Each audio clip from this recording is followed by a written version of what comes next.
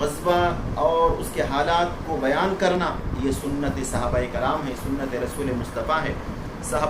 صحابہ کرام اپنے بچوں کو جہاد کے واقعات ایسے سنایا کرتے تھے جیسے قرآن کریم کے صورتوں کو یاد دلایا جاتا ہے۔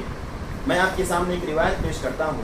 امام عالی مقام امام حسین رضی اللہ تعالیٰ عنہ کے صاحبزادے امام زین العابدین فرماتے ہیں، کنا نعلم مغازی رسول اللہ صلی اللہ علیہ وسلم کما نعلم السورۃ من القرآن، کہ ہمیں رسول پاک صلی اللہ علیہ وسلم کے غزوات کی تعلیم ایسے دی جاتی تھی جیسے کسی کو قرآن کریم کے ایک سورت کو یاد دلایا جاتا تھا۔ تو صحابہ کرام اپنے بچوں کو اپنے اسلاف، اپنے بزرگوں کے وہ مجاہدانہ واقعات بیان کرتے تھے تاکہ انہیں سن کر ان کا ایمان کامل ہو جائے، ان کے ایمان میں چاشنی آ جائے، ان کے ایمان میں رونق آ جائے۔ تو ہمیں بھی چاہیے کہ ہم آقائے دو جہاں صلی اللہ علیہ وسلم کی سیرت کے ان مختلف گوشوں کو سماعت کریں۔ ان گوشوں میں سے ایک اہم گوشہ غزوات کا ہے جسے عربی میں مغازی کہا جاتا ہے۔ تقریباً عربی میں جتنی بھی احادیث مبارکہ کتابیں لکھی گئی ہے، ہر کتاب میں آپ ایک چیپٹر، ایک باب دیکھیں گے کہ مغازی اور رسول اللہ صلی اللہ علیہ وسلم یا کتاب المغازی، امام بخاری نے بھی لکھا ہے، امام مسلم نے بھی، ہر حدیث کی کتاب میں مغازی کا لفظ آتا ہے۔ کیوں؟ تاکہ جب آپ نماز کے مسائل پڑھیں، روزے کے مسائل پڑھیں، طہارت کے مسائل پڑھیں، زکوٰۃ کے مسائل پڑھیں، حج کے مسائل پڑھیں، اس کے ساتھ ساتھ جہاد کے مسائل بھی پڑھیں اور جہاد کو سمجھیں کہ جہاد کس کا نام ہے۔ ابھی آپ نے سماعت کیا کہ جہاد کا مطلب مظلوم کو مارنا یا کسی معصوم پر حملہ کرنا ہرگز نہیں ہے۔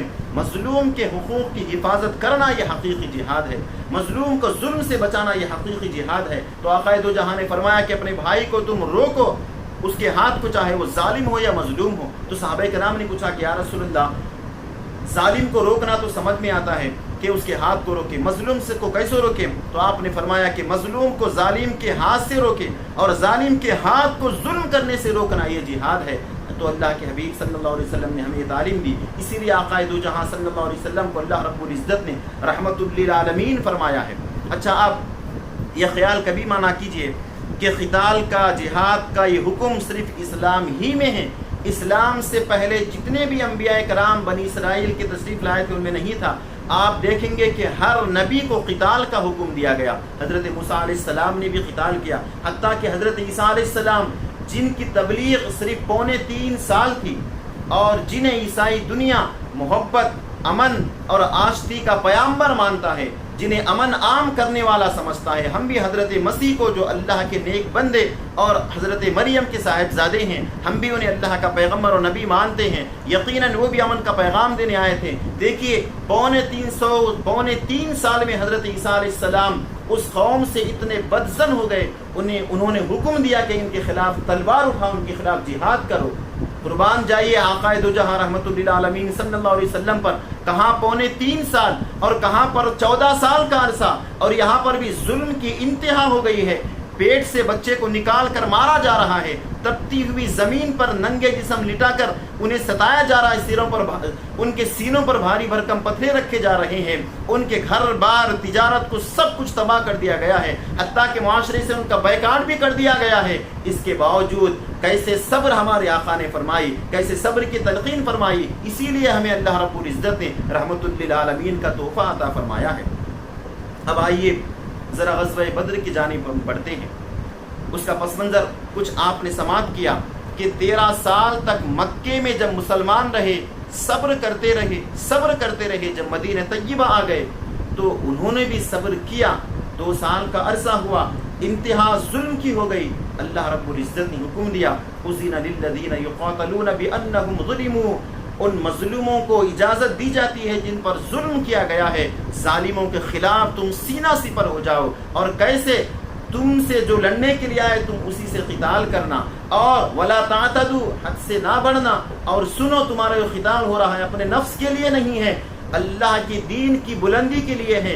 کسی صحابی نے جو قتال کیا ہے میدان کارساز میں، ان کے وہم و گمان میں یہ بات نہیں تھی کہ میں اپنا ذاتی دشمنی ان سے نکال رہا ہوں، بلکہ ان کا نظریہ تھا کہ الہ کلمت اللہ کی خاطر میں اللہ کے راستے میں لڑ رہا ہوں۔ حضرت علی رضی اللہ تعالیٰ عنہ میدان جنگ میں ایک دشمن کے سینے پر سوار ہو گئے ہیں، تلوار نکال کر اس کے سر کو تن سے جدا ہی کرنے والے تھے کہ اس دشمن خدا نے آپ کے چہرے پر تھوک دیا۔ آپ نے تلوار پھینک دی اور نیچے اتر گئے۔ اس نے کہا کہ علی تمہیں تو اور غصہ آنا چاہیے تھا، تم میرے سینے تک پہنچ گئے تھے، تم میری گردن اتارنے ہی والے تھے، پھر کیوں تم رک گئے؟ حضرت علی شیر خدا مولا کائنات جنہیں رحمت للعالمین نے بنایا ہے، جن کی محبت کے بغیر کوئی جنت میں جا نہیں سکتا، جن کو باب العلم نے آپ نے فرمایا ہے، آپ جواب دیتے ہیں کہ سن، میں تجھے جب مار رہا تھا تو میرا منشا کوئی اور نہیں تھا، تو دشمن خدا ہے، ہمارے دین کو برباد کرنا چاہتا ہے، اسلام کے کلمہ پڑھنے والوں کو تو تباہ تاراج کرنا چاہتا ہے، میں دشمن خدا سمجھ کر تیرے سر کو تن سے جدا کرنے کے ارادے سے سینے پر سوار ہوا تھا، لیکن جب تو نے میرے چہرے پر تھوک دیا تو اب اللہ کی محبت پر میرا جذبہ ذاتی غالب آ گیا، اسی لیے میں نے تجھے چھوڑ دیا کہ تیرے مارنا کہیں میرے لیے نہ ہو، اللہ کے لیے ہو تو میرا مارنا قبول ہے، اگر میرے اپنی ذات کے لیے ہے تو یہ میرا مارنا قبول نہیں ہے۔ آج جتنی بھی تنظیمیں جہاد کے نام پر دوسروں کو مار رہی ہیں، اس کا نام جہاد قطعی نہیں ہے، وہ اسلام کو بدنام کرنے کی سازش کر رہے ہیں۔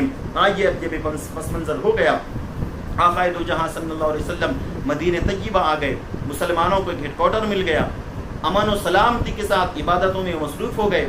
اللہ کے حبیب نے سب سے پہلے مدینے میں آتے ہی یہ کام کیا کہ آس پاس کے جتنے بھی قبائل تھے ان کے ساتھ صلح کر لی اور کہا کہ سنو، جو ہمارا دوست ہے وہ تمہارا بھی دوست ہے، جو تمہارا دشمن ہے وہ ہمارا دشمن ہے، اگر کوئی تم پر حملہ کرتا ہے تو ہم تمہارا ساتھ دیں گے، اگر کوئی ہم پر حملہ کرتا ہے تو تم ہمارا ساتھ دیں گے۔ یہ معاہدہ ہو گیا۔ اب اس کے بعد مکے والوں کی سرکشیاں، ان کی بدماشیاں جاری رہی، بہت سارے مسلمانوں کے مویشیوں کو انہوں نے شہر کے باہر سے لوٹ لیا اور چرواہوں کو قتل کر دیا۔ تو اللہ کے حبیب صلی اللہ علیہ وسلم نے ابھی بھی انہیں قتل کرنے کا پروگرام نہیں بنایا۔ آپ نے اجازت تو مل گئی تھی، چاہتے تو ایک ہی ساتھ لشکر لے جا کر مکے پر حملہ کر سکتے تھے اپنے پورے حوارین کو لے کر، لیکن اللہ کے حبیب نے ایسا نہیں کیا۔ پہلے یہ پلان بنایا آپ نے کہ انہیں ہم ڈراتے ہیں، کیونکہ انسان کی معیشت پر، اس کی اکنامی پر جب زد پڑتی ہے تو وہ صلح کرنے پر آمادہ ہو جاتا ہے۔ مکے کے جو قافلے تجارت کے لیے ملک شام کو جاتے ہیں ان کا راستہ اہم مدینے سے ہو کر گزرتا ہے۔ ہم یہ کریں گے کہ مدینے کے راستے پر مکے کے قافلوں کو روکیں گے اور ان کی تجارت کے قافلوں کو ہم ڈرائیں گے اور ان کے اوپر لوٹ مار کریں گے۔ اللہ کے حبیب صلی اللہ علیہ وسلم کو ہجرت کے دوسرے سال جمادی الاول جمادی الاخیر کے درمیان میں ایک اطلاع ملی کہ ابو سفیان مکے کے رئیس تھے، اسلام قبول نہیں کیے تھے، مکہ کے روسا میں ان کا شمار ہوتا تھا۔ ان سب نے یہ کوششیں کاوشیں کی کہ اب ہم جتنا بھی مکے کا مال ہے وہ جمع کرو، تجارت میں لگائیں گے، جو بھی منافع ہو اس منافع کو اسلام کی بیخ کنی کے لیے، اسلام کو مسمار کرنے کے لیے، مسلمانوں کو قتل کرنے کے لیے لگائیں گے۔ مورخین بیان کرتے ہیں، محدثین نے لکھا ہے کہ اس تجارتی قافلے میں مکہ کا کوئی مرد اور مکے کی کوئی عورت ایسی نہیں تھی جس نے کاروبار میں پیسہ لگایا ہو۔ بہت بڑی خطیر رقم ابو سفیان نے جمع کر لی۔ مورخین لکھتے ہیں کہ تقریباً 50,000 اوقیہ تھی یا 18,000 تھی۔ اس دور کے زمانے میں کروڑوں کی رقم آتی ہے۔ وہ بھاری بھرکم رقم لے کر تجارت کے غرض سے ملک شام کو نکلے۔ آقا دو جہاں کو اس کی اطلاع ہوئی۔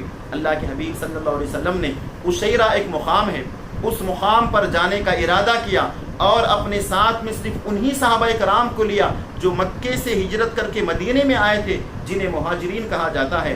کسی انصاری صحابی کو اپنے ساتھ میں نہیں لیا۔ وہاں پر جانے کے ارادے سے نکلے۔ ابو سفیان آپ کے آنے سے پہلے اس قافلے کو کامیابی کے ساتھ لے کر شام تک پہنچ گیا، شام کی جانب روانہ ہو گیا۔ اللہ کے حبیب صلی اللہ علیہ وسلم کو جب اطلاع ہوئی کہ ابو سفیان کا قافلہ چلا گیا ہے، آپ واپس آ گئے۔ پھر جمادی الاول آخر، رجب، شعبان، رمضان، 4 مہینوں کے گزرنے کے بعد وہ قافلہ جو مکے سے تجارت کے لیے ملک شام گیا تھا، پھر وہ لوٹ کر مکے کو جانے کے لیے اب منافع کے ساتھ آ رہا ہے۔ اللہ کے حبیب نے غنیمت جانا کہ ان کے پورے منافع پر قبضہ کر لیتے ہیں تاکہ ان کی معیشت تباہ ہو جائے اور ہماری معیشت مضبوط ہو جائے تو وہ لامحالہ ہم سے صلح کرنے کے لیے رضامند ہو جائیں گے۔ اللہ کے حبیب صلی اللہ علیہ وسلم نے فوراً صحابہ کرام میں اعلان فرمایا کہ جو جس حال میں ہے وہ فوراً ہمارے ساتھ نکلنے کے لیے تیار ہو جائے۔ قطعی طور پر کسی کے وہم و گمان میں یہ بات بھی نہیں تھی کہ ہم لڑنے کے لیے جا رہے ہیں، ہمیں مقابلہ کرنا ہے، مکہ کے بڑے بڑے پہلوانوں سے ہمارا مقابلہ ہوگا۔ کسی صحابی کے وہم و گمان میں یہ بات نہیں تھی۔ یقیناً آقا دو جہاں کو اس کی اطلاع تھی، لیکن آپ نے اظہار نہیں فرمایا۔ کیوں کہ ایمان کا امتحان پریشانیوں میں ہی ہوتا ہے، ایمان کا امتحان مصیبتوں میں ہی ہوتا ہے. اچانک اگر کوئی آ جائے، کوئی معاملہ تیار ہو جائے تو اس کی ایمان کی چاشنی اور مضبوطی ہوتی ہے. تو جلدی میں بہت سارے صحابہ کرام آپ کے ساتھ میں نکلے. اس میں مہاجرین بھی تھے اور انصار بھی تھے، یعنی وہ صحابہ کرام جو مکے سے ہجرت کر کے مدینے کو آئے تھے وہ بھی تھے، اور وہ صحابہ کرام جو خود مدینے کے رہنے والے تھے انہیں انصار کہا جاتا ہے، وہ صحابہ کرام بھی. ان کی تعداد مورخین نے بعض 319 لکھی ہے، بعض نے 313 لکھی ہے، اور حقیقی تعداد 313 ہی ہے. آخر آگے جانے کے بعد اس میں کچھ چھانٹ کاٹ کی گئی. اللہ کے حبیب صلی اللہ علیہ وسلم فوراً یہ 313 یا اس سے کچھ زیادہ کے لشکر کو لے کر مدینہ طیبہ سے روانہ ہوئے. جب آپ مقام جحفہ یا مقام حفرہ پر پہنچے تو آپ کو اطلاع ملی کہ مکے کے لوگ بھی حملہ کرنے کے لیے ایک بہت بڑا لشکر لے کر تیار ہو گئے ہیں. دراصل بات یہ تھی کہ ابو سفیان کا قافلہ جب مدینہ طیبہ سے گزرنے والا تھا، اسے اطلاع ملی، اس کے جاسوسوں نے خبر پہنچائی کہ سنو، محمد نے اپنے ساتھیوں کو لے کر تمہارا عزم کیا ہے اور تمہارے قافلے کو لوٹنا چاہتے ہیں، تمہیں نقصان پہنچانا چاہتے ہیں. اگر یہ پوری تجارت تمہاری تباہ ہو جائے تو مکہ کا ہر گھر قحط میں اور فقر و فاقے میں مبتلا ہو جائے گا. ابو سفیان بہت پریشان ہوا. اس نے بہت سارے پیسے خرچ کیے، تقریباً 20 اقیہ یا اس سے زیادہ. ایک تیز رفتار بجلی سے دوڑنے والے سواری کو بلایا جس کا نام تاریخ میں زمزم غفاری ہے. اسے بلا کر کہا کہ میرا پیغام فوراً مکہ کو لے جاؤ اور مکی والوں سے کہو کہ تم نے جو کچھ پونجی لگائی ہے اب اس پر آفت آ گئی ہے. اگر تم اپنے مال کو بچانا چاہتے ہو تو فوراً نکلو، کیونکہ محمد نے اپنے ساتھیوں کے ساتھ ہم پر حملہ کرنے کا پروگرام بنا لیا ہے. ادھر ابو سفیان نے مکے والوں کے نام پیغام بھیج دیا، اور ادھر اللہ کے حبیب صلی اللہ علیہ وسلم مدینہ طیبہ سے نکل کر اس مقام پر پہنچے ہیں. آپ کو راستے میں اللہ رب العزت نے اطلاع دے دی کہ محمد سنیے، آپ تو ابو سفیان کے لشکر کی تلاش میں گئے ہیں، لیکن مکہ سے ایک بہت بڑا لشکر جرار جو تم سے 3 گنا زیادہ ہے، تم تو 313 ہو، وہ تو 1000 پر مشتمل ہے. تمہارے پاس تو 2 گھوڑے ہیں، بڑی مشکل سے 60 اونٹ ہیں، اور لڑنے کے لیے 4 تلواریں ہیں، 6 نیزے ہیں، کچھ بھالے ہیں. کچھ تیاری نہیں ہے، کیونکہ ان کے وہم و گمان میں بھی لڑائی کا عزم نہیں تھا. انہوں نے یہ سمجھا کہ ابو سفیان کا 40 کا قافلہ ہے، جا کر اس پر قبضہ کر لیں گے. لیکن اس مقام پر جانے کے بعد اللہ کے حبیب صلی اللہ علیہ وسلم کو رحمت للعالمین کو رب کائنات نے بتا دیا کہ ابو سفیان کے لشکر کے لیے آپ جا رہے ہیں، لیکن مکہ سے بہت بڑی لشکر کو لے کر ابو جہل نکل چکا ہے تاکہ تمہارے ساتھ قتال کرے. آقا دو جہاں صلی اللہ علیہ وسلم مقام پر بیٹھ گئے تاکہ صحابہ کرام سے مشورہ کرے.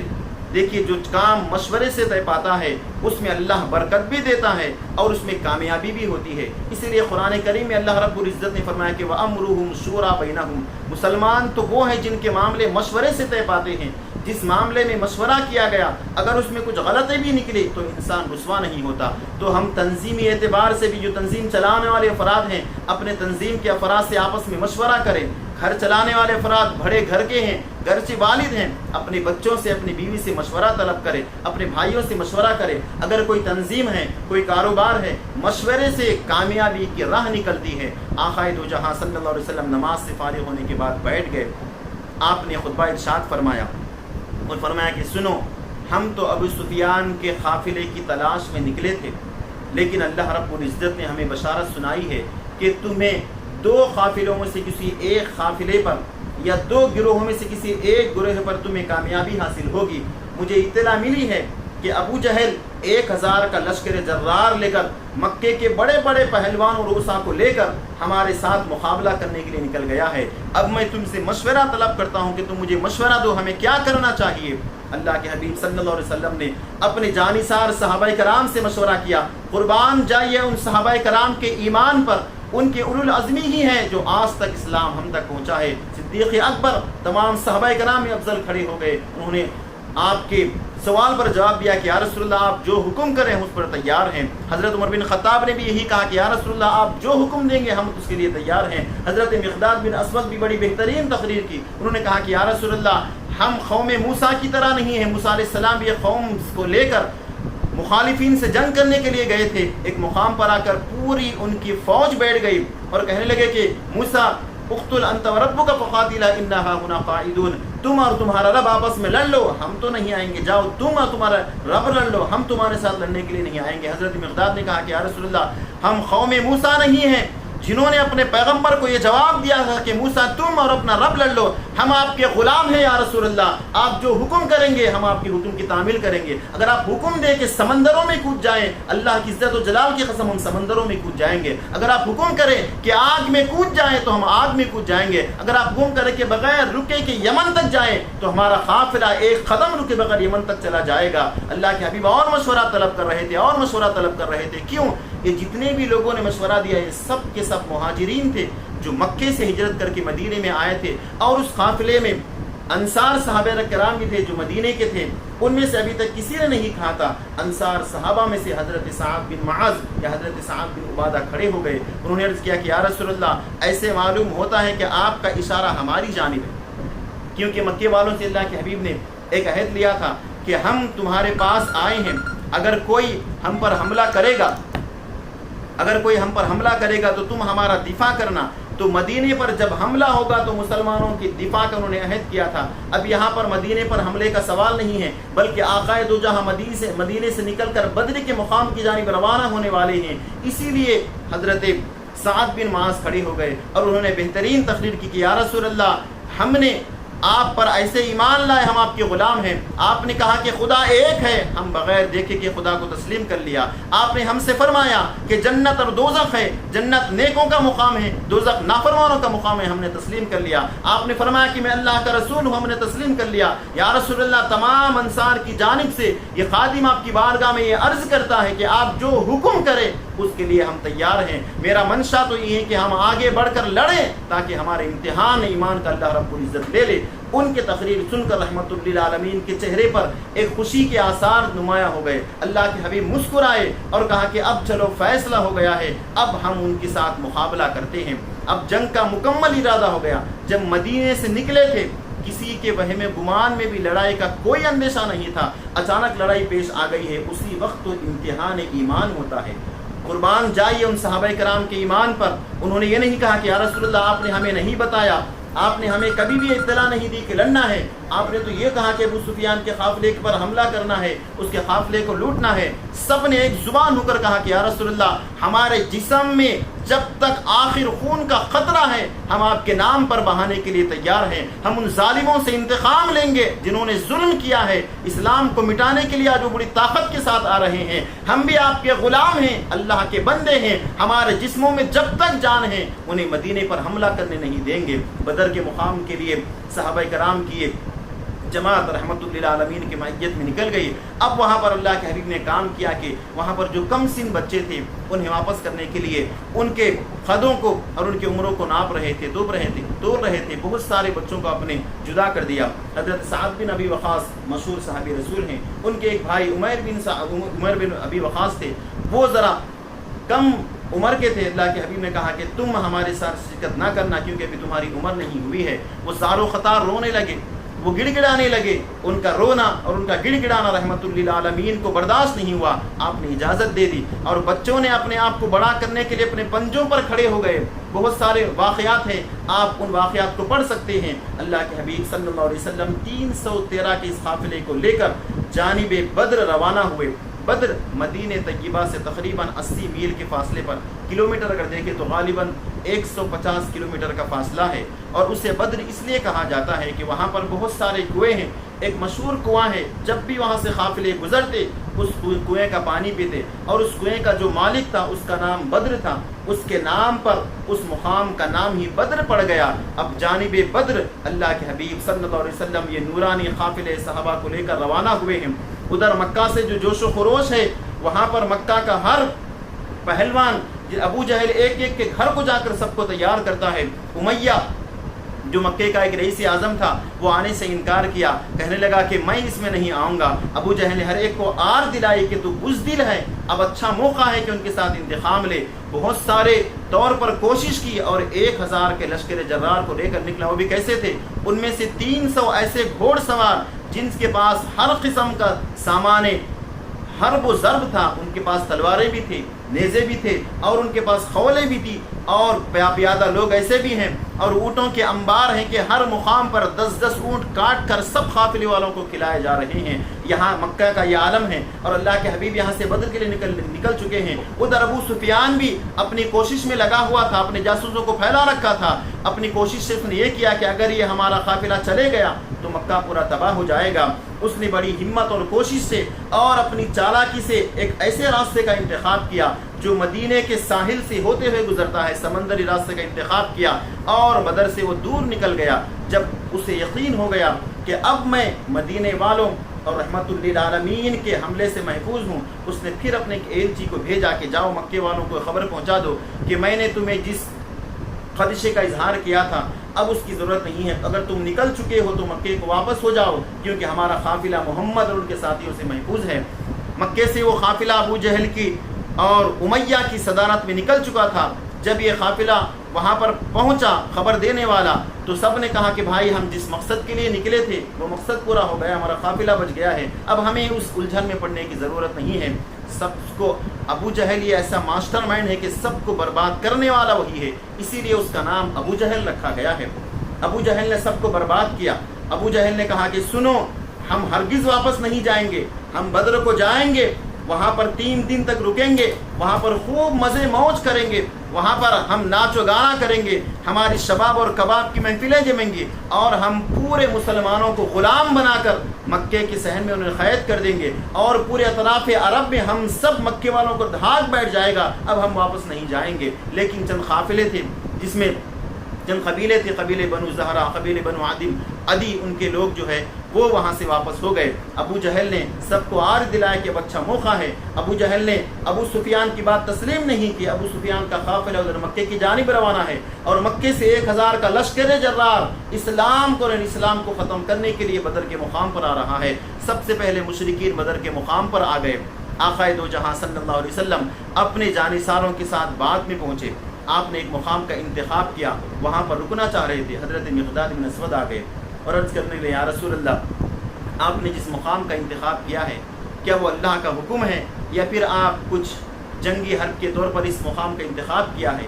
اللہ کے حبیب صلی اللہ علیہ وسلم نے فرمایا کہ اللہ کا ایسا کوئی حکم نہیں ہے۔ تو آپ نے عرض کیا کہ یا رسول اللہ، کیا ہی اچھا ہوتا کہ ہم آگے بڑھ کر کنوؤں پر قبضہ کر لیں اور پورے کنوؤں کا پانی ایک کنویں میں جمع کر کے تمام کنوؤں کو بند کر دے، تاکہ مشرکین مکہ کو پینے کے لیے پانی نہ ملے، وہ بے چین ہو جائیں۔ آقا دو جہاں نے کہا کہ تمہارا بہت اچھا مشورہ ہے۔ مسلمانوں نے رکنے کے لیے جس زمین کا انتخاب کیا تھا اسے عدوۃ القصویٰ کہا جاتا ہے، ذرا نیچے کی جانب تھی، اور مشرکین نے جو زمین کا انتخاب کیا تھا وہ اونچائی کی جانب تھی، وہاں پر مٹی تھی، یہاں پر ریتی تھی۔ اللہ رب العزت نے سب سے پہلے اپنی مدد میدان بدر میں یہ بھیجی کہ مسلمانوں کے گھوڑے نہیں چل پا رہے تھے، مسلمان جب چلتے تو ان کے پیر مٹی میں دھس جاتے۔ اللہ رب العزت نے آسمان سے ابر رحمت کو برسایا۔ جب رات میں خوب بارش ہوئی تو یہاں پر جو مٹی تھی، یہ ریتی تھی، وہ جم کر مضبوط ہو گئی، اور وہاں پر جو مٹی تھی بالکل گیلی ہو گئی، ان کا اپنے خیموں سے نکلنا مشکل ہو گیا۔ اللہ کے حبیب صلی اللہ علیہ وسلم نے صحابہ کرام کو حکم دیا کہ پورے کنوؤں کے پانی کو جمع کریں، ایک بڑے کنویں کو لے لے تاکہ ہمارے لوگوں کے لیے پانی رہے، اور پورے کنویں بند کر دیے جائیں۔ پورے کنویں بند کر دیے گئے۔ اللہ کے حبیب جب مدینے سے چلے تھے تو ماہ رمضان کی 12 تاریخ تھی، اور بدر کے میدان میں جب پہنچے تو تقریباً 16 یا 15 رمضان مبارک تھی۔ اب آخری جو رات ہے اللہ کے حبیب صلی اللہ علیہ وسلم کی، کل جمعہ کا دن ہے، 17 رمضان المبارک ہے۔ اب وہ معرکہ ہونے والا ہے جس نے تاریخ اسلام کو ایسے پلٹ دی ہے کہ اس کے واقعات کو سن کر ہمارا ایمان تازہ ہو جاتا ہے۔ میں تو ہمیشہ یہ کہتا ہوں کہ 17 رمضان جو یوم بدر ہے، ہر مسلمان کو سیلیبریٹ کرنا چاہیے، ہر مسلمان کو بڑی جوش و خروش سے 17 رمضان کو منانا چاہیے، کیونکہ وہی تاریخ ہے جس نے اسلام کے اقبال کو بلند کیا، وہی 17 رمضان ہے جس نے اسلام کے پرچم کو بلند کیا، اور اسلام کی دھاک پورے عرب میں ایسے بیٹھ گئی کہ اس کے بعد کسی نے ہمت نہیں کی مسلمانوں پر حملہ کرنے کی۔ آقا دو جہاں صلی اللہ علیہ وسلم نے صحابہ کرام کو صفیں باندھ دی، ان کی صفیں بنا دی، ایک میمنہ سیدھے جانب ہے، ایک میسرہ بائیں جانب ہے، اور ایک اخیر میں بھی ایک کمان رکھی تھی۔ ہر ایک کے کمانڈر ان چیف کو بیان کر دیے تھے کہ تم اس کے کمانڈر ہو، تم اس چیز کے ہو، اور تم یہاں پر ہو، ہر ایک کی سب بندی کر دی تھی۔ اب رات کا وقت ہے، اللہ کے حبیب صلی اللہ علیہ وسلم آرام تو کہاں کرتے. تمام صحابہ پر اللہ رب العزت نے ایک نیند کو طاری فرما دی,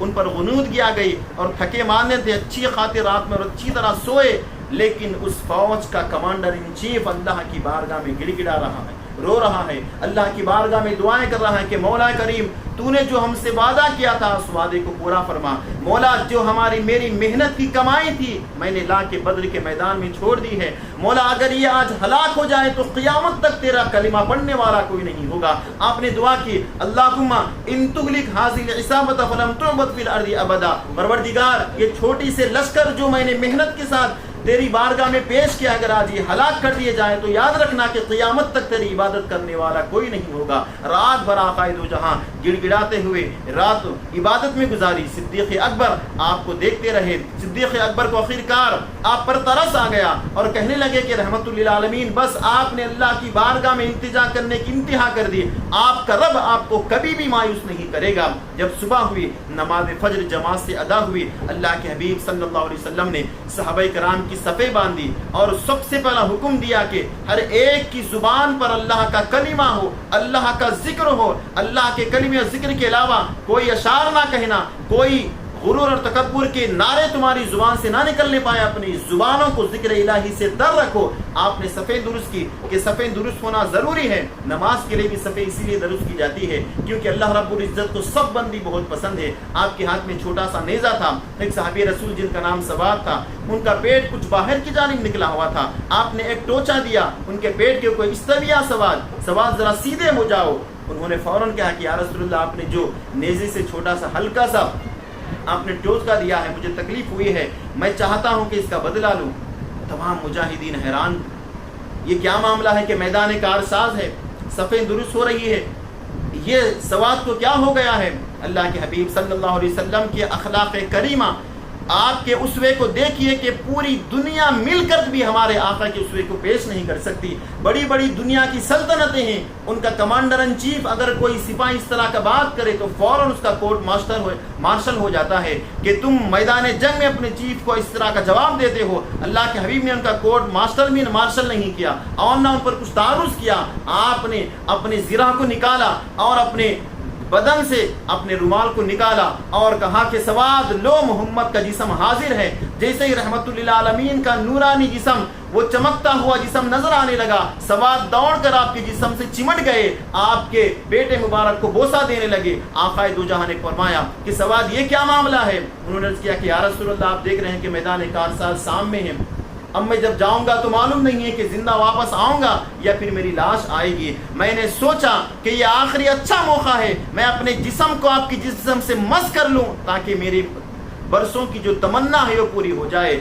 شاعر مشرق نے اور عاشق نے یہ کہا ہے کہ سواد کا یہ منشا تھا, یہ آرزو تھی کہ جو جسم مصطفیٰ کے جسم سے مس ہو گیا, جہنم کی مجال نہیں کہ اس جسم کو جگائے یا اس جسم کو جلائے. یہ نظریہ تھا. سواد میدان کارساز میں بھی اپنی محبت کے انہوں کے واقعات کو ہم غلاموں تک پیش کر رہے ہیں. ارے سنو, اب اپنے ہاتھ میں جان اپنے ہاتھ پر ہتھیلی میں رکھ کر میدان کارساز میں نکل رہے ہیں. سنو, ایسے حالت میں بھی نبی کی محبت, نبی کی عظمت کو برقرار رکھنا. نبی کی عظمت دل میں ہو تو سب کچھ ہے, نبی کی عزت دل میں ہو تو سب کچھ ہے, نبی کی محبت دل میں ہو تو سب کچھ ہے. صحابہ کرام کا عقیدہ یہ تھا کہ جو جسم میں مصطفیٰ سے مس ہو جائے وہ جہنم کی آگ اسے ہرگز نہیں جلا سکتی. صفیں درست ہو گئی. اللہ کے حبیب صلی اللہ علیہ وسلم کے لیے ایک عریض چھپر بنایا گیا. حضرت سعد بن معاذ نے اس کا تجویز پیش کی تھی کہ یا رسول اللہ ہم تو میدان میں رہیں گے, ایک اونچے مقام پر آپ کے لیے ایک عریش, ایک جھوپڑی بنا دی جائے گی تاکہ وہاں سے آپ جنگ کا جو ماحول ہے اسے مشاہدہ کر سکیں. اللہ کے حبیب نے اسے قبول فرمایا اور ایک جب عریش بنا دی گئی تو اب معاملہ یہ ہوا کہ اللہ کے حبیب صلی اللہ علیہ وسلم کی حفاظت کے لیے کون پہرا دے گا. مولا کائنات شیر خدا اور صدیق اکبر کے درمیان میں جو محبت تھی, جو الفت تھی, ان کے معاملات کے قربان جائیے. آج ان کے درمیان میں تفاوق پیش کرنے کی کوشش کی جاتی ہے. کہتے ہیں کہ مولا کائنات ابو بکر سے افضل ہیں. اللہ کے حبیب صلی اللہ علیہ وسلم کے ان صحابہ میں کیسی محبت تھی. خلیفۃ المسلمین شیر خدا جب خلیفۃ المسلمین بن گئے, جامع مسجد میں خطاب کر رہے ہیں, لوگوں سے سوال کیا کہ لوگوں بتاؤ من اشجع الناس, لوگوں میں سب سے بڑا بہادر کون ہے بتاؤ. تو لوگوں نے ایک زبان ہو کر کہا کہ انت یا امیر المؤمنین، آپ سب میں بڑے بہادر ہیں۔ آپ نے کہا کہ سنو، میں علی یقیناً اللہ کا شیر ہوں، اللہ کے حبیب نے مجھے اللہ کا شیر بنایا ہے، میں اسد اللہ ہوں، لیکن میں اسی سے لڑتا ہوں جو میرے مقابلے میں کے لیے آتا ہے۔ سنو میں تمہیں ایک واقعہ سناتا ہوں۔ بدر کا ماحول تھا، اللہ کے حبیب کے لیے عرش بنا دیا گیا تھا، آپ کی حفاظت کا معاملہ تھا کہ کون آپ کی حفاظت کے لیے پہرا دے گا۔ سب خاموش ہو گئے۔ اگر کوئی ذات سامنے آئی تو ابو بکر کی ذات تھی، اگر کوئی پہرہ مصطفیٰ دینے کے لیے آگے بڑھے تو ابو بکر تھے۔ اسی لیے اب ابو بکر اشجع الناس ہیں، صدیق اکبر کو اشجع الناس کہنے والی ذات مولا کائنات کی ہے۔ ان کی محبتوں کی چرچے قیامت تک باقی رہیں گے، ان کی محبتوں کے واقعات میں اللہ رب العزت نے ہمارے ایمان کی چاشنی رکھی ہے۔ اس عرش کو بنا دیا گیا، وہاں پر صرف دو ہی نفوس قدسیہ ہیں، ایک رحمت للعالمین ہے، آپ کا پہرا دینے لگے، آپ کے غلام خاص صدیق اکبر ہیں۔ اب جنگ کا ماحول کیسے شروع ہوا؟ ایک دن پہلے جنگ سے ابو سفیان کا جو پیغامبر آیا تھا کہ تم واپس آ جاؤ، ایک شخص بہت بڑا عرب کا شاعر ہے ابو البختری، وہ امیہ کے پاس آیا یا عتبہ کے پاس آیا، وہ بھی ایک سردار تھا۔ عتبہ کے پاس آ کر کہنے لگا کہ عتبہ، جو جنگ کا ماحول سجا ہے، دیکھو ادھر کوئی غیر نہیں ہے، ادھر ہمارے رشتہ دار ہیں، ادھر ہمارے رشتہ داروں میں سے کوئی کسی کا بیٹا ہے، کوئی کسی کا باپ ہے، اور ادھر بھی کوئی کسی کا بیٹا ہے، کوئی کسی کا باپ ہے۔ جو جنگ ہو رہی تھی غیروں سے نہیں ہو رہی تھی، اپنوں ہی سے ہو رہی تھی، اپنے ہی ایک ہی ملک کے تھے، ایک ہی شہر کے تھے، ایک ہی خاندان کے تھے۔ کوئی ادھر باپ ہے مشرکین کی صف میں تو بیٹا رحمت اللہ عالمین کی صف میں ہے، کوئی بیٹا مشرکین کے صف میں ہے تو کوئی باپ رحمت اللہ عالمین کی صف میں ہے، کوئی بھائی ادھر ہے تو ایک بھائی ادھر ہے، آپس میں پورے خاندان ایک ہی ہیں، ہم کس سے جنگ کر رہے ہیں؟ اپنوں ہی کو مارنے کے لیے آئے ہیں۔ اس نے کہا کہ عتبہ، میرا مشورہ ہے کہ تم اگر چاہو تو اس جنگ کو ٹلوا سکتے ہو، تم کوشش کر کے دیکھ لو۔ اس نے، وہ بھی بڑا حلیم الطبع سنجیدہ شخص عتبہ تھا، اس کی بھی بہت شان تھی۔ اس نے کہا کہ ابو البختری تم صحیح کہہ رہے ہو، لیکن جب تک ابو جہل نہ مانے یہ معاملہ ٹلنے والا نہیں ہے، چلو ابو جہل کے پاس جائیں گے۔ ابو جہل کے پاس یہ دونوں گئے اور اس معروضے کو رکھا کہ ابو جہل، ہم کس سے لڑنے کے لیے جا رہے ہیں؟ ادھر ہمارے ہی تو اپنے ہی تو ہیں، اپنوں کو مارنے کے لیے آئے ہیں۔ ہم چاہتے ہیں کہ اب ہمارا منشا پورا ہو گیا ہے، ہمارا قافلہ بڑے سلامتی کے ساتھ مکے کو پہنچ گیا ہے، ہمارا کوئی نقصان نہیں ہوا ہے، اگر ہم واپس چلے جائیں، اگر یہ بزدلی چاہتے ہو تو بزدلی میں میرے سر پہ لینے کے لیے تیار ہوں، اگر کوئی سب کو بزدل کہیں گے تو میرا پورا الزام میرے سر پہ دے دینا کہ عتبہ نے اس طرح کا معاملہ کیا۔ ابو جہل نے ایک جملہ کہا کہ عتبہ، تیرا بیٹا حذیفہ محمد کی صف میں نظر آ رہا ہے، اپنے بیٹے کو مارنے کے لیے، اپنے بیٹے کو بچانے کے لیے تو یہ بزدلی کا مظاہرہ کر رہا ہے۔ وہ بھی عرب تھے، اس کی حمیت گوارا نہ کری، وہ واپس آ گئے اور ایک جملہ اس نے کہا کہ عتبہ نے ابو جہل سے کہا کہ جب صبح ہوگی تو دیکھ لیں گے کہ کون بہادر ہیں۔ عتبہ جیسے ہی صبح ہوئی، سب سے پہلے میدان کارساز میں اپنے بیٹے ولید اور اپنے بھائی شیبہ کو لے کر آ گیا، اور وہ خود بھی آ گیا اور آواز دینے لگا کہ محمد، ہمارے مقابلے کے لیے کسی کو بھیجو۔ تو 3 مدینے کے رہنے والے انصار صحابہ کرام میں سے ایک معاذ اور 3 صحابہ کرام آگے بڑھے۔ وہ مہاجرین بالکل نہیں تھے، انصار تھے، مدینے کے رہنے والے تھے۔ اس نے ان کا نام پوچھا کہ تمہارا نام کیا ہے؟ ایک نے کہا کہ میرا نام معاذ ہے، اور دوسرے نے کہا کہ میرا نام عبداللہ بن رواحہ ہے، اور ایک صحابی کے رسول نے کہا کہ میرا نام فلاں ہے۔ اس نے کہا کہ تم مدینے کے رہنے والے ہو؟ انہوں نے کہا کہ ہاں مدینے کے رہنے والے ہیں۔ عتبہ نے کہا کہ تمہاری ٹکر ہمارے برابر کی نہیں، تم ہماری برابری کے نہیں ہو، ہماری تم سے کوئی دشمنی نہیں ہے، کوئی تعارض نہیں ہے، جاؤ ہمارے مقابلے کے پہلوانوں کو لڑنے کے لیے بھیجو۔ اللہ کے حبیب صلی اللہ علیہ وسلم کو آواز دے کر کہنے لگا کہ محمد، تمہارے پاس ہمارے مقابلے کے لیے کوئی ہے تو بھیجو، ہم ان بچوں سے لڑنا نہیں چاہتے۔ کیسا غرور، نخوت، تکبر تھا۔ اللہ کے حبیب صلی اللہ علیہ وسلم نے اپنے چچا حضرت امیر حمزہ سے کہا کہ اخرج یا حمزہ۔ اس کے بعد اپنے بھائی شیر خدا مولا کائنات علی سے کہا کہ علی تم بھی چلے جاؤ، اور اپنے بھائی بھتیجے حضرت عبیدہ سے کہا، یہ اہل مصطفیٰ کے گھرانے والے تھے، بنو ہاشم تھے، یہ 3 آگے بڑھے، اپنے چہروں پر زرہ سجائے ہوئے تھے، چہرہ نظر نہیں آ رہا تھا۔ عتبہ نے کہا کہ تم کون لوگ ہو؟ سب سے پہلے آواز آئی کہ مجھے حمزہ کہتے ہیں، عبد المطلب کا بیٹا حمزہ ہوں، اور یہ میرا بھائی شیبہ، اور یہ میرا بھائی علی ہے، اور یہ عبیدہ ہے، ہم تینوں ہیں۔ اس نے کہا کہ ہاں اب مقابلہ برابری کا ہے۔ مقابلہ شروع ہوا، حضرت امیر حمزہ کا مقابلہ عتبہ کے ساتھ ہوا۔ جو ولید کا باپ اور شیبہ کا بھائی تھا، وہ بہت بڑا پہلوان اپنے آپ کو سمجھتا تھا. دونوں کے درمیان اچھی لڑائی ہوئی، لیکن حضرت حمزہ نے ایک ایسا وار کیا کہ اس کے گردن کو کاٹتے ہوئے آپ کی تلوار اس کے پیٹ تک پہنچ گئی. بس وہ ایک ہی مار میں نیچے گر کر تڑپنے لگا، اور ادھر شیر کائنات مولا کائنات کی ذوالفقار حیدری لڑ آئی اور شیبہ کو ایک ہی آنے واحد میں اس کے سر کو تن سے جدا کر کے زمین پر لٹا دیا. اور حضرت ابو عبیدہ ابن جراح کا مقابلہ شیبہ سے تھا. ان دونوں کے درمیان گتم ہوئی. انہوں نے اسے زخمی کیا اور اس نے ایسا وار کیا کہ ان کی پنڈلی کٹ گئی. پھر مولا کائنات جھپٹ کر شیبہ کا کام تمام کر دیتے ہیں. آنے واحد میں مکہ کے 3 ایسے سورما جس پر پوری فوج کو ناز تھا، ان کے حالات ہوتے ہی ان کی ہمت پست ہونا شروع ہو گئی، وہ کمزور نظر آنے لگے. اللہ کے حبیب صلی اللہ علیہ وسلم کے پاس حضرت ابو عبیدہ ابن الجراح کو لایا گیا، آپ کے قدموں میں رکھ دیا گیا. ابو عبیدہ نے کہا کہ یا رسول اللہ، کیا میں جنتی ہوں؟ کیا میں نے شہادت کا مرتبہ پا لیا ہے؟ کیا میں شہید ہوں یا نہیں ہوں؟ رحمت للعالمین نے مسکرا کر جواب دیا کہ انت شہید اشہد انک شہید، میں گواہی دیتا ہوں کہ تم شہید ہو. ابو عبیدہ نے کہا کہ سنیے، آج اگر ابو طالب ہوتے، اگر ابو المطلب ہوتے تو اپنا وعدہ وہ پورا کرنے کے لیے مجھے مبارکباد دیتے. اس کے بعد ادھر ابو جہل نے لوگوں کے خون کو بھڑکانے کے لیے کہا کہ سنو، یہ تینوں جانے سے کچھ نہیں ہوگا، ہم اس وقت تک یہاں سے نہیں ہٹیں گے جب تک کہ یہ مدینے والے اور محمد کے ساتھیوں کا کام تمام نہیں کریں گے. اب زور کا رن پڑا، ہر طرف سے حملہ ہونے لگا. اللہ کے حبیب صلی اللہ علیہ وسلم عرش میں جلوہ افروز تھے، آپ بھی میدان کارساز میں آ گئے، دعا کرنے لگے کہ پروردگار اپنا وعدہ پورا فرما. عرش میں آ کر دعا کرنے لگے، پروردگار اپنا وعدہ پورا فرما. آج یہ مٹھی بھر مسلمان اگر ہلاک ہو جائیں، قیامت تک تیرا نام لینے والا زمین پر کوئی باقی نہیں رہے گا. آپ دعا کر رہے ہیں، صدیق اکبر آ گئے، آپ کے جسم مبارک سے چادر نیچے گر گئی ہے. صدیق اکبر نے آپ کے کاندھے پر ہاتھ دے کر کہا کہ یا رسول اللہ، اتنا آوازاری مت کیجئے، اللہ ضرور اپنا وعدہ پورا فرمائے گا. مسکراتے ہوئے رحمت للعالمین سجدے سے سر اٹھائے اور کہنے لگے کہ ابشر یا ابا بکر فإن جبرائیل قد اتی. ابو بکر خوش ہو جاؤ، اللہ رب العزت نے جبرائیل امین کی معیت میں 500 کا لشکر فرشتوں کا بھیجا ہے. اس کے بعد اور 500 کا لشکر آیا. قربان جائیے، لڑنے کے لیے کون آئے ہیں؟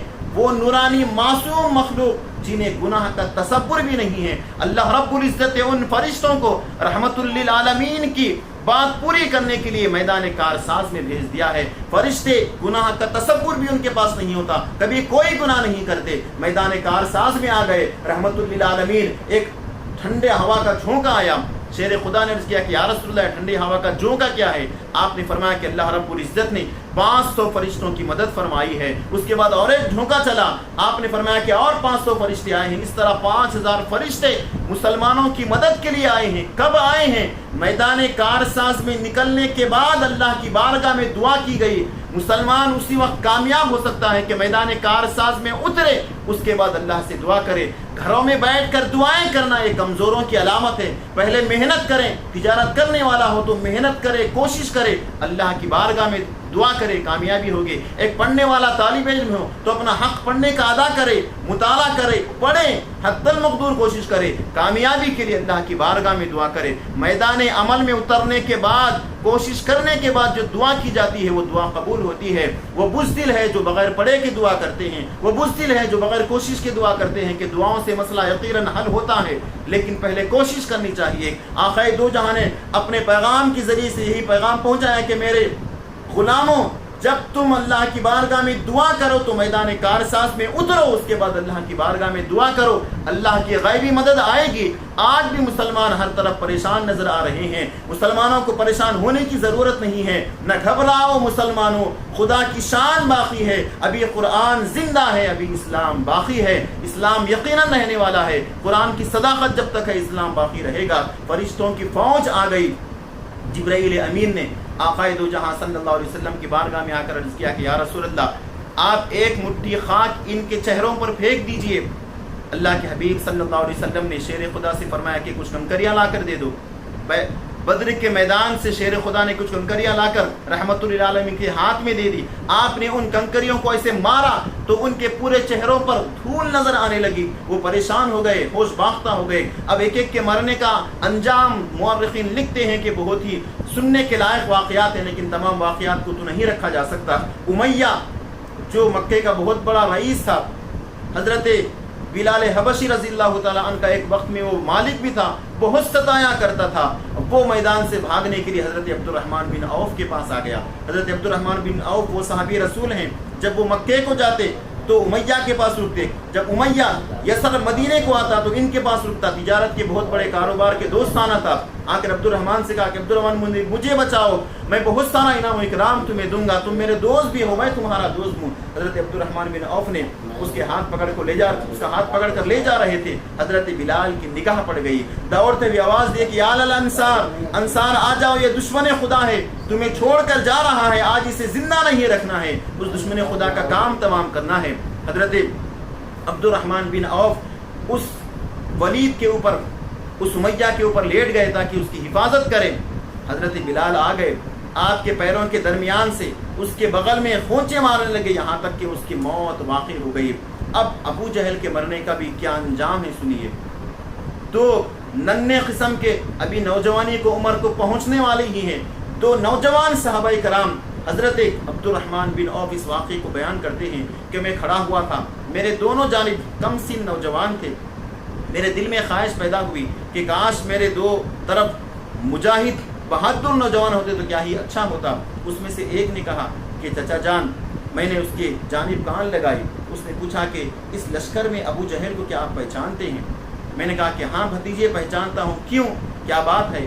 میں جب گھر سے نکلا تھا تو میری ماں سے میں نے وعدہ کیا تھا، میری ماں نے مجھے قسم لی کہ سن، جب تک ابو جہل کو ہلاک نہ کرنا تیرا چہرہ مجھے نہ بچانا، یا تو ہلاک ہو کر آ جا، شہید ہو کر آ جا، یا ابو جہل کو مار کر آنا، کیونکہ میں نے سنا ہے کہ وہ رحمت للعالمین کو گالیاں دیتا ہے۔ اور دوسرا بھی نوجوان کہنے لگا چچا جان، کیا آپ ابو جہل کو جانتے ہیں؟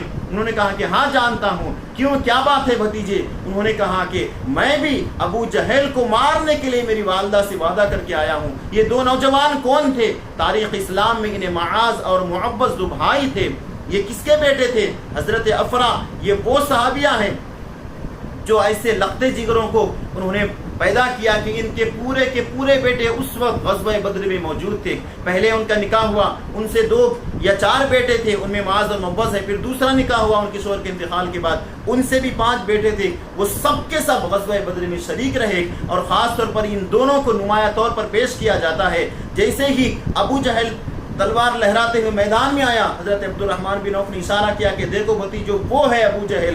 جس اشارہ کرنا تھا وہ کودتے ہوئے اور دوڑتے ہوئے ابو جہل کے پاس گئے اور اس کے سینے پر سوار ہو کر وہ اس پر نیزوں کی بارش کرنے لگے کہ کچھ دیر کے لیے وہ نیچے گر گیا۔ ابو جہل کے صاحبزادے اکرمہ بھی اسلام قبول نہیں کیے تھے، انہوں نے ایک اپنی تلوار کا زور مارا جو معاذ کے بازو کٹ گئے، لیکن تسمہ لٹک رہا تھا، لڑنے میں مشکل پیش آ رہی تھی۔ انہوں نے اکرمہ کو بھگایا، اپنے ہاتھ کو ایک آڑ سمجھ کر اپنے پیر کے نیچے سے دبا کر نکال دیا کہ ہاتھ جسم سے نکل گیا۔ جو ہاتھ ناکارہ ہے، اسلام کی مدد کرنے کے لیے اس ہاتھ کو کاٹ دینا چاہیے، اپنے ہاتھ کی بھی پرواہ نہیں کی۔ ایسے جذبے کے ساتھ انہوں نے جہاد کی۔ یہ جہاد کس کے ساتھ ہو رہی ہے؟ ان ظالموں کے ساتھ جو مظلوموں کی حفاظت کرنے کے لیے ہو رہی ہے۔ اب ابو جہل دھڑام سے گر گیا، جیسے ہی ابو جہل کا گرنا تھا بس کوہرام مچ گیا کہ بھاگو، ابو جہل بھی مارا گیا ہے، عتبہ بھی مارا گیا ہے، امیہ کی بھی موت ہو گئی ہے، شیبہ اور ولید سب بھاگ گئے، مر گئے ہیں۔ مکہ کے بڑے بڑے پہلوان سورما جن کا نام سن کر آس پاس کے قبیلے کانپا کرتے تھے، ان کو مارنے والے کون ہیں؟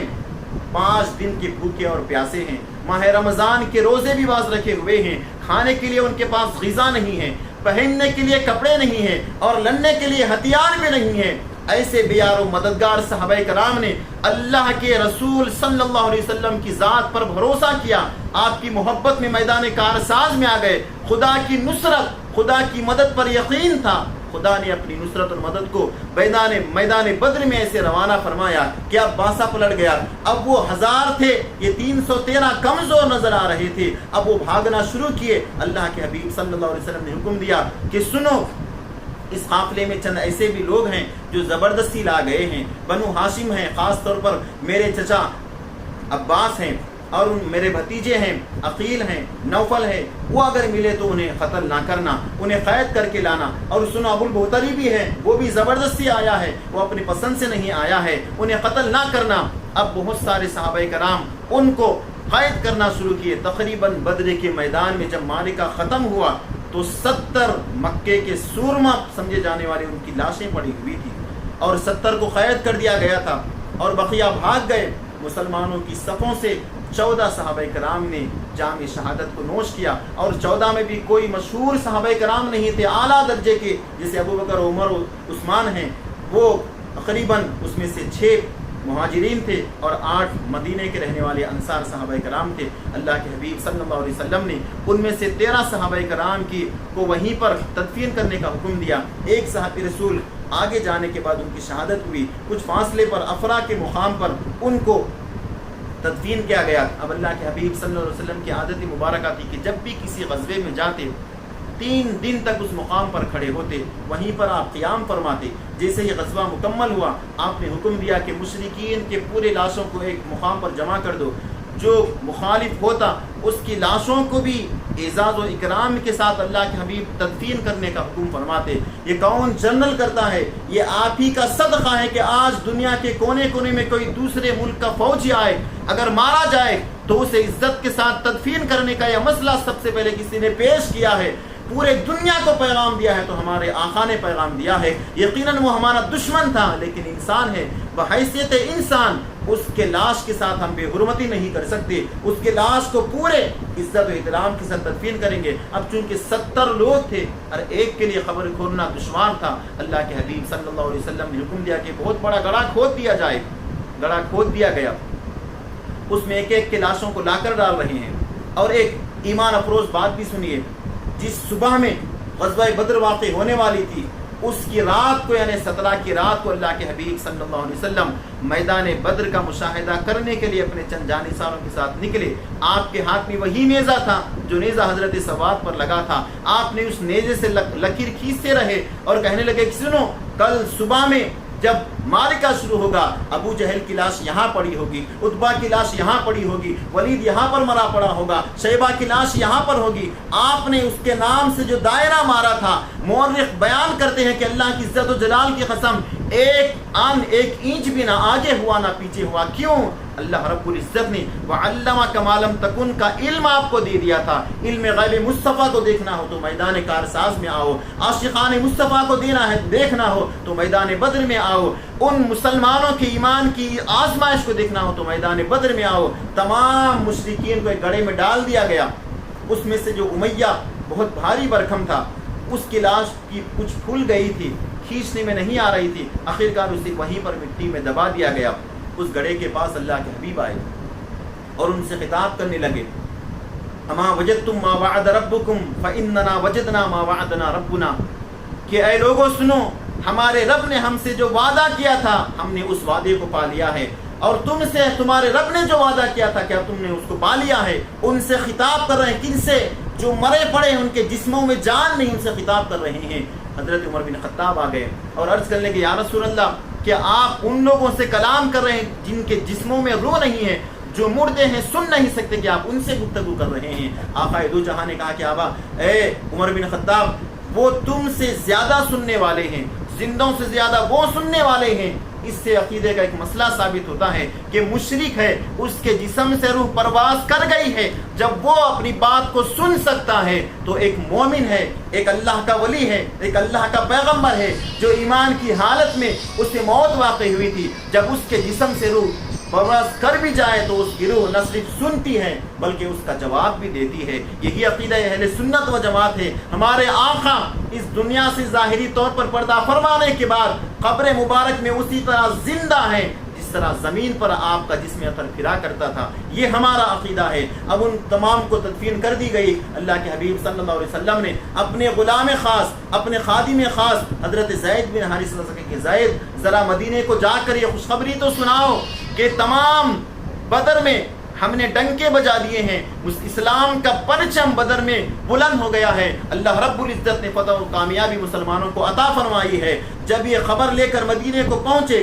تو مدینے کے منافقین اور عیسائی مذاق اڑانے لگے کہ تم بھوکے پیاسے یہاں پر گئے تھے، مکہ کے سورماؤں سے تم کیسے مقابلہ کرے؟ ارے زید تو میدان سے بھاگ کر آ گیا ہے۔ حضرت زید نے کہا کہ 2 دن انتظار کر لینا، جب میرے آقا آئیں گے تو پتہ چل جائے گا۔ رحمت للعالمین صلی اللہ علیہ وسلم کی سواری جب مدینہ طیبہ کا ورید ہوئی تو پورے مدینے کے لوگ استقبال کرنے کے لیے بہت دور تک آئے تھے. جب لشکر رحمت للعالمین آ رہا تھا سب استقبال کے لیے آئے اور وہی صدائیں گونجنے لگی. طلع البدر علینا من ثنیۃ الوداع وجب الشکر علینا ما دعا للہ داعی ایھا المبعوث فینا جئت بالامر المطاع جئت شرفت المدینہ مرحبا یا خیر داعی. یہ نعرے اس وقت لگے تھے جب اللہ کے حبیب صلی اللہ علیہ وسلم مکے سے ہجرت کر کے مدینہ طیبہ میں داخل ہو رہے تھے تو مدینے کا بچہ، بوڑھا، عورتیں اور بچیاں سب یہ ترانہ گا رہی تھی. جب یہ قافلہ فتح و کامرانی کے ساتھ مدینے کو پہنچ رہا تھا تو ہر ایک کی زبان پر مرحبا کے نعرے تھے. اب یہاں پر مدینے میں یہ ماحول تھا. ذرا مکہ کا ماحول بھی تو دیکھیے. مکہ میں جب معلوم ہوا کہ بڑے بڑے سورما مارے گئے ہیں، مدینے میں مکے میں صف ماتم مچ گیا، ہر گھر میں ماتم ہونے لگا. معلوم ہوا کہ عتبہ کی بھی موت ہو گئی ہے، شیبہ بھی مارا گیا ہے، بڑے بڑے سورما مارے گئے ہیں. مکے میں ماتم ہونے لگا. ابو سفیان نے کہا کہ سنو، اگر تمہارے گھروں سے رونے کی آواز آئے گی تو مسلمانوں کو تم سے خوشی ہوگی، لہٰذا اپنے غم کو چھپا کر رکھو، ہم اس کا انتقام ضرور لیں گے. اب ان جو قیدیوں کو پکڑ کر لایا گیا تھا ان کے ساتھ بھی ہمارے آقا نے کس طرح کا معاملہ کیا، ذرا اسے بھی سنیے تاکہ پوری تاریخ انسانیت کو یہ پتہ چلے کہ قیدیوں کے ساتھ کیسا معاملہ کیا جاتا ہے. یہ ہمارے آقا نے ہمیں سبق سکھایا ہے. قیدی آ گئے، اللہ کے حبیب صلی اللہ علیہ وسلم نے صحابہ کرام میں تقسیم کر دیے کہ رات میں تو انہیں باندھ کر رکھا گیا، ہر ایک کی پونچھیں باندھ دی گئی، تکلیف کے ساتھ وہ رات گزارنے لگے. حضرت عباس جو رسول اللہ کے چچا تھے ان کو بھی ذرا تکلیف سے باندھ دیا گیا. وہ رات میں کرا رہے تھے، ان کے جسم پر کرتا نہیں تھا، ان کا کرتا بھی پھٹ گیا تھا. اللہ کے حبیب رات بھر بے چین رہے. صحابہ کرام نے پوچھا کہ یا رسول اللہ بے چین نظر آ رہی ہے، معاملہ کیا ہے؟ آپ نے کہا کہ میرے چچا عباس تکلیف سے کرا رہے ہیں، مجھے کیسے نیند آئے گی؟ صحابہ کرام نے آپ کی ان گروں کو ذرا کم کر دیا. اور عبداللہ بن ابی جو مدینے کا منافق تھا اس نے اپنے کرتا لا کر حضرت عباس ابن عبد المطلب کو دیا، رسول اللہ کے چچا کو، کیونکہ آپ ذرا لہیم شہیم تھے، ذرا بہادر قسم کے تھے.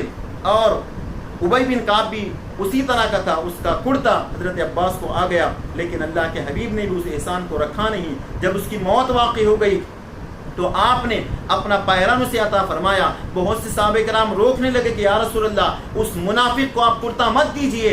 اللہ کے حبیب صلی اللہ علیہ وسلم نے فرمایا کہ بعثت رحمت للعالمین، میں رحمت للعالمین بنا کر بھیجا گیا ہوں. الغرض اب ان کے ساتھ کیا معاملہ کیا جائے گا؟ صحابہ کرام سے مشورہ کیا کہ ان قیدیوں کے ساتھ کیا کرنا چاہیے. صحابہ کرام میں سے عمر بن خطاب نے کہا کہ یا رسول اللہ سب کی گردنیں اڑا دی جائیں گے، سب کو قتل کر دیں گے. صدیق اکبر سے آپ نے پوچھا کہ صدیق تمہارا کیا معاملہ ہے؟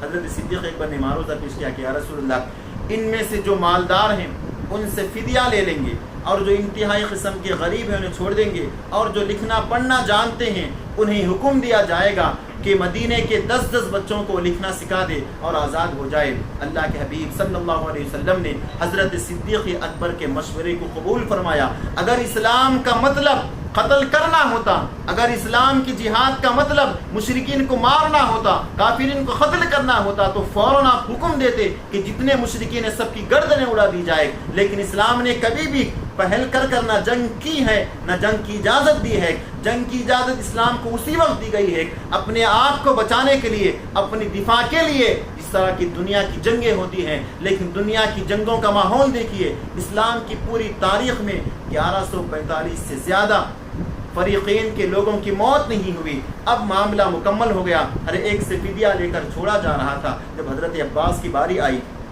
ان کے پاس 20 اوقیہ سونا تھا، انہوں نے فدیے کے طور پر اس پیسے کو دے دیا. اللہ کے حبیب نے فرمایا کہ تمہارے ساتھ ساتھ تمہیں تمہارے بھتیجوں کا بھی فدیہ دینا ہوگا. تمہارے بھتیجوں میں نوفل ہیں اور عقیل ہیں، اور جو تمہارے ساتھ میں 2 آئے ہیں ان کا بھی 4 لوگوں کا تمہیں فدیہ دینا ہوگا. انہوں نے کہا کہ یا رسول اللہ میرے پاس تو جو مال تھا وہ مال میں نے آپ کو دے دیا ہے. 20 اوقیہ میں لشکر کو کھلانے کے لیے لایا تھا، میری باری نہیں آئی، وہی مال کو میں نے دے دیا ہے. آقا دو جہاں نے فرمایا کہ چچا جان ذرا اس بات کو یاد کیجئے، جب آپ جنگ کے لیے نکل رہے تھے بہت سارا پیسہ آپ نے میری چچی کو دے دیا تھا، اس مال کے بارے میں آپ کا کیا خیال ہے؟ حضرت عباس متعجب ہو گئے اور عرض کرنے لگے کہ ایسی راز کی بات ہے کہ میرے اور میرے بیوی کے علاوہ کسی اور کو معلوم نہیں ہے. اشہد انک رسول اللہ، میں گواہی دیتا ہوں کہ یقیناً آپ اللہ کے رسول ہیں. اسی وقت آپ اسلام قبول کر لیے اور آپ کے بھتیجوں نے بھی اسلام قبول کیا اور بہت سارے لوگ بھی اسلام قبول کیے. اسلام تلوار کے بل بوتے پر دنیا میں نہیں پھیلا ہے دوستو، اسلام اپنے اخلاق کے ذریعے سے پھیلا ہے. اسلام رحمت للعالمین کے کردار کے ذریعے سے پہنچا ہے. اگر اسلام تلوار کے بل بوتے پر پہنچا ہوتا تو اسلام دلوں پر طاقت، دلوں پر حکومت نہیں کرتا، لوگوں پر زبردستی حکومت کرتا. اسلام نے لوگوں کے دلوں پر حکومت کی ہے. حضرت عباس کو فدیہ ادا کرنا پڑا، تمام معاملہ مکمل ہو گیا. اب یہ غزوہ ایسا ہوا کہ صحابہ کرام اور اہل اسلام کا جو دھاک تھی پورے عالم عرب میں بیٹھ گئی. ہر قبیلہ خوف کرنے لگا کہ مسلمانوں کے ساتھ ہم ٹکر نہیں لینا. مسلمانوں کے پاس کون سی طاقت تھی؟ کیا ان کے پاس اوزار حرب و ضرب تھے؟ کیا وہ مالدار تھے؟ کیا ان کے پاس بہت بڑا لشکر تھا؟ اگر کوئی چیز تھی تو وہ ایمان تھی. ایمان ہی وہ ایسی طاقت ہے. اللہ کی بارگاہ میں سجدہ کرنا اور توبہ کرنا، اللہ سے مانگنا، وہ ایسی طاقت ہے کہ اس طاقت کے سامنے پوری طاقتیں بیکار ہے. ایک جملہ یاد رکھ لیجئے، کسی بھی چیز میں اگر دیکھنا ہو تو کوالٹی کو دیکھا جاتا ہے، کوانٹٹی کوئی اعتبار نہیں رکھتی. کوالٹی کے اعتبار سے صحابہ کرام 313 تھے بدر کے میدان میں، مشرکین 1000 کے اوپر تھے، بہت بڑا لشکر تھا، لیکن وہ کوانٹٹی کے ہونے کے باوجود ان کے پاس کوالٹی نہیں تھی. یہ 313 ہونے کے باوجود ان کے پاس کوالٹی ایمان کی ایسی تھی کہ بدر کا میدان بھی انہیں مبارکباد پیش کر رہا تھا.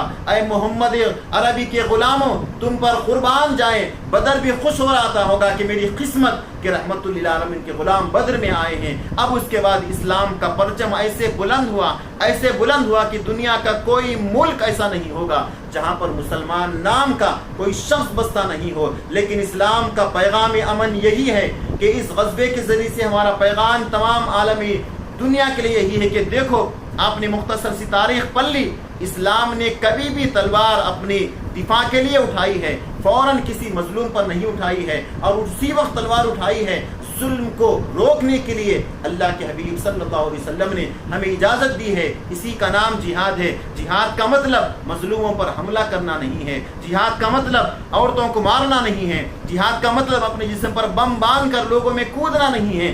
جہاد کا مطلب مظلوم کی حفاظت کرنا ہے. جہاد کا مطلب ظلم کے خلاف آواز بلند کرنا ہے. جہاد کا مطلب اپنے حقوق کو منوانا ہے. اللہ رب العزت کی بارگاہ میں ہم آج غزوہ بدر کے موقع پر ان شہدائے بدر کا نام لے کر اللہ کی بارگاہ میں دعا کرتے ہیں. بہت سارے مقامات پر شہدائے بدر کی تلاوت کی جاتی ہے. ان کی تلاوت کی فضیلت یہ بیان کی گئی ہے کہ جس گھر میں بدر میں شرکت کرنے والے 300 صحابہ کرام کا نام پڑھا جاتا ہے، اس گھر سے آفات و بلیات بالکل دور ہو جاتے ہیں. آج دنیا میں جو کورونا وائرس کی وجہ سے ہر مقام پر لوگ پریشان ہیں، میرا اس کے ذریعے سے تمام اہل ایمان کو پیغام یہی ہے کہ آپ کو یوٹیوب پر وہ مل جائیں گے. اسماء غزوہ بدر ماریے، پورے اسماء غزوہ بدر ملیں گے. آپ ایک مرتبہ بآواز بلند ان کے ناموں کی تلاوت اپنے گھر میں لگائیے. اگر ہو سکے تو آپ کو تلاوت کر کے پانی پر تمام گھر والوں کو پلائیے. پھر دیکھیے کہ کون سا وائرس آپ کے پاس آتا ہے. نہ کوئی عقیدے کا وائرس آپ کے پاس آئے گا بدعقیدگی کرنے کے لیے، نہ اس طرح کا وائرس آئے گا. شرط یہ ہے کہ اپنے ایمان پر مضبوطی سے قائم رہیں. مشکلات آتے رہیں گے، ڈر جائیں گے. بدر کا پیغام ہمارے لیے یہی ہے کہ مسلمانوں کے لیے 13-14 سال تک مصیبتیں آتے رہی ہے. ابھی تو 5-10 سال میں ہم پریشان ہو رہے ہیں. اللہ ہمارے ایمان کی حفاظت اور ایمان کی آزمائش کر رہا ہے. ایمان پر مضبوطی سے قائم رہو. اپنے دلوں میں اپنے حبیب کی محبت کو جگاؤ اور عمل کے میدان میں آ کر اللہ کی بارگاہ میں دعا کرو. اللہ رب العزت دعا قبول فرمائے گا. سب سے پہلے اللہ رب العزت کی بارگاہ میں دعا ہے کہ مولا تیرا کرم اور شکر ہے کہ مولا ہمیں ماہ رمضان تو نے عطا فرمایا ہے. 17 روزے ہمارے مکمل ہو چکے ہیں. مولا جن لوگوں نے روزے رکھے ہیں مولا ان کے روزوں کو قبول فرما. مولا تلاوت قرآن جو کیے ہیں ان کی تلاوت قرآن کا قبول فرما. مولا جو پریشانی کی وجہ سے جماعت قرآن کریم سن نہیں سکے ہیں مولا انہیں قرآن کریم سننے کا ثواب عطا فرما. خصوصاً یہ نوجوان اقرا سنی اسلامک فاؤنڈیشن کے جو کاوشیں جو کوششیں کر رہے ہیں مولا ان کی کاوشوں کو قبول فرما اور ان کے عزم ان کے حوصلوں میں برکت عطا فرما. ہم سب کو ایمان و اسلام پر استقامت عطا فرما اور ہماری موت ایمان پر فرما. وآخر دعوانا الحمدللہ رب العالمین وما علینا الا البلاغ.